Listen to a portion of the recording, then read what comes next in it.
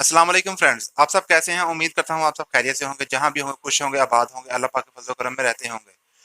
आज हम इस वीडियो में बात करेंगे कि सोलर सिस्टम क्या है और ये एस्ट्रॉइड क्या होते हैं जो शहाब साक़ब जिसे हम कहते हैं उर्दू में, और हिंदी के अंदर जो है इंडिया में इसको उल्का पिंड कहा जाता है।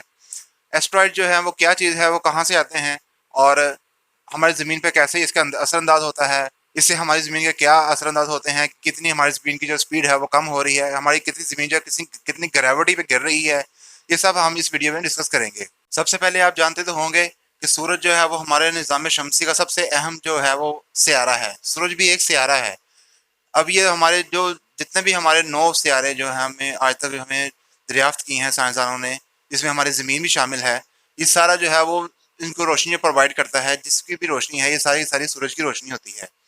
इसको सारे सिस्टम को जिसे हम मिल्की वे कहते हैं, जिसके अंदर हमारी ज़मीन शामिल है और काफ़ी ज़्यादा जो सियारे हैं उसको हम निज़ाम शमसी कहते हैं। इस टोटल टोटल सिस्टम को निज़ाम शमसी कहा जाता है। निज़ाम शमसी को हम लोग कैसे शो करवाते हैं, ये देखें, ये हमारा सूरज है, ये सूरज है। इसके गिर्द जो है वो ये एक सियारा यहाँ पे है, फिर इसे एक बड़ा मदार है, उसमें एक सियारा यहाँ पे आता है, एक उससे बड़ा मदार है। इस तरह करते करते ये हमारे 9 सियारे, इस तरह 9 सियारे जो हैं इसमें आ जाते हैं। अब एक अतारत है, ज़ोहर, फिर इसके बाद आती है ज़मीन, फिर मरीख, मुश्तरी, नेपच्यून, प्लूटो सब इसके अंदर आ जाते हैं। सबसे पहले हमारे सूरज आ गया। सोलर सिस्टम का जो मेन पार्ट है वो सूरज है। इसके बाद में एक ये मदार है, इसके अंदर एक सियारा आ गया, ठीक हो गया। फिर एक और मदार है, उसके अंदर एक और सियारा आ गया, फिर एक उससे बड़ा मदार है। सभी सियारे जो हैं वो अपने अपने मदार के अंदर काम करते हैं ताकि एक दूसरे के साथ टकराएं नहीं। ये कुदरत का एक निज़ाम है जो अपने अपने मद्दे मुताबिक चलता होता है। ठीक है, इसके मुताबिक आ गया सूरज, ज़मीन आ गई। ठीक है, इसी तरह और काफ़ी ज़्यादा सियारे हैं। ये मरीख आ गए यहाँ पे। सबसे पहले हमारा सूरज, फिर अतारत, फिर ज़हरा, फिर ज़मीन, मरीख, मुश्तरी, ज़हल, यूरेनियस, नेपच्यून और एंड पे प्लूटो आता है। अच्छा, प्लूटो जो है वो आजकल साइंसदान बता रहे हैं कि जी वो कहीं खला में कहीं निकल गया है, अपने मदार से आउट हो गया है। अब इसकी क्या वजह है, ये भी सर्च हो रही है। इसके जैसे पता चलेगा हम आपको भी इसके अपडेट करेंगे। अच्छा, अब सबसे पहले हम बात कर रहे हैं जी शहाब साकिब की। जैसे कि आपको मैंने बताया है कि जी ये एस्ट्रॉयड इंग्लिश में, उर्दू में शहाब साकिब कहते हैं और उल्का पिंड इसको हिंदी में कहते हैं। अच्छा, ये सब चीज़ें हो गई। हम ये सर जो है ना, ये जितने भी सियारे हैं ये सारे अपने अपने मदार में काम कर रहे हैं।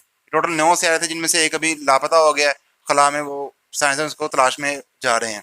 लेकिन सबसे पहले क्या आता है जी, गर्मी सबसे ज़्यादा। जैसे जो सियारा सूरज के करीब होगा उसमें सबसे ज़्यादा गर्मी होगी। जिस तरह ये दूर जाता जाएगा इसमें गर्मी कम होती जाएगी। आप मुझे बताएं, अब आपको ये पता चल रहा होगा सूरज के सबसे नज़दीक कौन सा है, अतारद। ठीक है, अतारद में जो है वो सबसे ज़्यादा गर्मी को सबसे नज़दीक है। अब उसके बाद में ज़हरा, फिर उसके बाद ज़मीन, मरीख, मुश्तरी। इसे करते करते जैसे ही ये प्लूटो के नेपच्यून की तरफ आएंगे वो ठंडे होते जाएंगे। वहाँ पे इंसानी जो है वो जानदार चीज़ें नहीं रह सकती, इसलिए वहाँ पे ज़मीन में कोई जानदार चीज़ नहीं रहती। इसलिए वहाँ पे कोई वो नहीं है, ऑक्सीजन नहीं है, कोई ऐसी चीज़ नहीं पाई जाती जहाँ पे आपको जानदार कोई चीज़ रह सके, खा वो इंसान हो, कोई जानवर हो या कोई भी चीज़ हो। ठीक हो गया। ज़मीन जो है वो एक ऐसा अल्लाह पाक ने सिस्टम बनाया था कि ज़मीन जो है ना वो सबसे अहम चीज़ है, क्योंकि यहाँ पे नबी करीम सल्लल्लाहु अलैहि वसल्लम ने तशरीफ़ लानी थी, इसलिए इनको अल्लाह पाक ने ज़मीन को बनाया। ज़मीन में पहले पानी था। अभी जो है वो हर सियारा जो है वो अपना अपना एक चांद रखता है। सभी सियारे जो हैं ये सभी ज़हल, मरीख, मुश्तरी, ये सब कुछ एक रखते हैं, कुछ दो दो रखते हैं, लेकिन ज़मीन जो है वो एक चांद रखती है। ठीक है, ज़मीन का एक अपना चांद है, वो ज़मीन के गिर्द गर्दिश करता रहता है और ज़मीन जो है वो सूरज के गिर्द गर्दिश करती है। ठीक है, आपको समझ लगी होगी। सूरज अपनी जगह पे, हमें महसूस तो ये होता है कि ज़मीन हमारी जो है वो एक जगह स्टिल है, सूरज काम कर रहा है, मशरिक से मगरब की तरफ जा रहा है। लेकिन ऐसा नहीं है कि ज़मीन का एक चक्कर जो है, ये ज़मीन, ये देखें मैं बताता हूँ आपको। ज़मीन अपने इस पॉइंट से, हम मान लेते हैं ये पॉइंट है, इस पॉइंट से इसने जब 360 डिग्री में पूरा घूम के इधर दूसरी तरफ घूम के इसने यहाँ पहुंचना, तो इसको लगते हैं 365 365 दिन, 365 दिन लगते हैं इसको। ठीक हो गया। अब चांद जो है, हम अपने ज़मीन की बात करते हैं, बकाया को छोड़ दें क्योंकि वहाँ पे वो भी साइंसदान जा रहे हैं, अभी उसका इतना नहीं है। ज़मीन की बात करते हैं जहाँ पे हम रहते हैं। चांद जो है वो एक पॉइंट से, ज़मीन के गिर्द एक पॉइंट से शुरू होता है, ठीक है, और इस चक्कर लगाता हुआ 365 डिग्री के अंदर, 380 डिग्री, सॉरी 380 डिग्री के अंदर चक्कर लगाता हुआ जब उसके अपना चक्कर एक कंप्लीट करता है, वो 29 या 30 दिन के अंदर उसको पूरा करता है। इसलिए ज़मीन को हम कहते हैं कि हमें जो हमारा चांद है इसके ऊपर एक महीना जो है वो 30 दिन का है, क्योंकि एक चांद जो है वो 30 दिन या 29 दिन के अंदर एक अपना सर्कल कंप्लीट करता है। और ज़मीन जो है वो हमें साल कहते हैं कि वो एक साल के अंदर, मतलब पूरे 365 दिन के अंदर वो अपना एक चक्कर पूरा करती है। अच्छा, अब ये तो हो गया। अब आपको सोचते होंगे कि घड़ी कैसे काम करती है। घड़ी जो है वो इस ज़मीन की रोटेशन पे काम करती है। ज़मीन इस तरह तो मूव हो रही है, साथ में ये गोल भी घूम रही है, यूं गोल घूमती हुई जा रही है, ठीक है। ज़मीन के एक चक्कर में, मतलब जब एक दफ़ा ये एक बल खाएगी तो उसको हम 24 घंटे गिनेंगे, ये 24 घंटे होंगे। ज़मीन के एक चक्कर को 24 घंटे में काउंट, वो एक चक्कर लगाएगी मतलब पूरा घूम जाएगी, इस तरह पूरा एक ज़मीन घूम जाएगी। ज़मीन इस तरह भी घूम रही है और इस तरह भी घूम रही है, ठीक है। इससे सारा सियारे जो है वो ऐसे ही चल रहे हैं। अच्छा, अब सबसे पहले हम बात करते हैं कि ज़मीन के ऊपर जो शहाब साकब है वो कैसे आते हैं। शहाब साकब जो हैं, ये जो मरीख है, ये जो मरीख है, इसकी इससे भी ज़्यादा, ज़मीन से ज़्यादा, ज़मीन के अंदर जो ग्रेविटी है या कशिश शकल है, इससे ज़्यादा मरीख के अंदर है कशिश शकल। अब ये क्या करता है, मरीख मुश्तरी मुश्तरी और जहल के अंदर जो है ना, ये काफ़ी ज़्यादा पत्थर जो हैं वो पाए जाते हैं, जिसे हम ऑस्ट्रॉइड कहते हैं, उल्का पिंड कहते हैं, या शहाब साकब कहते हैं। इसमें काफ़ी ज़्यादा पत्थर जो हैं वो हवा में खला में चल रहे होते हैं। अच्छा, अब ये क्या होता है, जब सारे ही सियारे एक दूसरे की तरफ जो है वो एक दूसरे को खींच रहे हैं, ज़मीन सब सारा सियारा जितने भी हैं वो सूर्य के गिर्द चक्कर लगा रहे हैं, तो ज़मीन जो है उसे कशिश शकल करती है, मरीख भी उनको कशिश शकल कर रही है। अच्छा, जो चीज़ अपनी तरफ खींच रही है, ज़मीन भी और मरीख भी, मुश्तरी भी। अब ये मुश्तरी और ज़हर के दरमियान में तो ये घूम रहे हैं इन दोनों के मदार के अंदर, ठीक है, बहुत ज़्यादा पत्थर घूम रहे हैं। कुछ पत्थर जो हैं वो आपस में टकराने की वजह से, एक दूसरे से टकराने की वजह से उनकी डायरेक्शन चेंज हो जाती है। उनकी डायरेक्शन चेंज होगी, मिसाल के तौर पे आप मान लें ये पत्थर इस तरफ जा रहे हैं, ठीक है, ये आपस में इन दोनों, ये दो पत्थर हैं, ये आपस में टकरा गए हैं किसी भी वजह से, किसी दूसरे पत्थर के लगने की वजह से आपस में टकराए हैं, तो ये बजाय सीधा जाने के इसकी डायरेक्शन चेंज हो जाएगी, इसकी डायरेक्शन चेंज हो गई, ये अपने मदार में से निकल के मुश्तरी और मरीख के मदार में आ गया। अच्छा, अब जैसे ये मदार इसमें दाखिल होगा तो ये मुश्तरी तो उसे पीछे से हिट करेगा और मरीख अपनी तरफ खींचनी करेगा।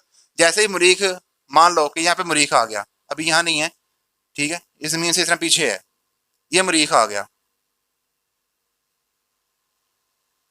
ये मरीख आ गया।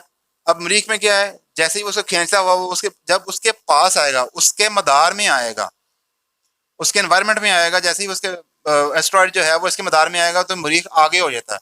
अगर उस पर टकरा गया तो ठीक है, खत्म होगी कहानी। अगर नहीं टकराया तो मरीख जो है वो आगे निकल गया और वो पत्थर सीधा चलता ऐसा खला के अंदर वो जमीन के मदार में आ गया, ठीक है।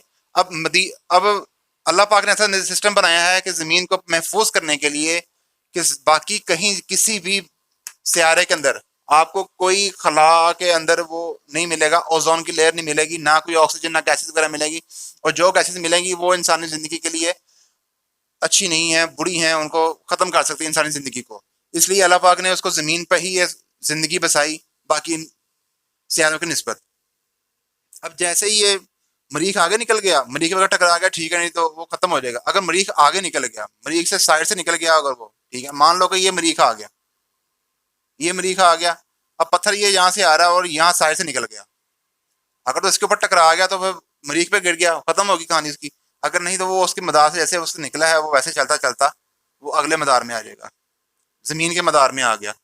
अब वो क्या होता है, जब जमीन के मदार में आता है तो 640 किलोमीटर, 640 किलोमीटर